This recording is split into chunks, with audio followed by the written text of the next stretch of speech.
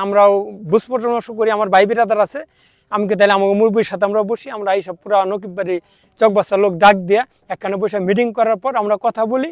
হ্যাঁ, সে আমাদের কথার ভালোবাসার খাতিরে হ্যাঁ বললো যে ঠিক আছে আপনাকে নৌকা আমরা দিয়ে দিলাম। তারপর আমরা মুরব্বী নিয়ে 14 জন লোক চলে যাই। একদিন থাকার পর এত সমাদর তারা করছে অসম্ভব, অমায়িক। আমাকে রাইখা যত্ন কইরা তারা ট্রলার ভাড়া কইরা তারা আমাকে সাথে আইসে আমাকে ঘাটে নৌকা কালকে পোষাই দিয়ে আমাকে বাসায় রাত থাইকা আজকে ভোরে তারা চলে গেছে। হ্যাঁ, সিরাজগঞ্জ চলে গেছে। যাওয়ার পরে আজকে সকালে আমরা এলাকাবাসী সবাই উঠে নৌকা টানছি। না, আমার মায়ের বোনেরা বলছে জানা নৌকা আইছে মানিকগঞ্জে। আমরা খুবই আনন্দিত, খুবই খুশি।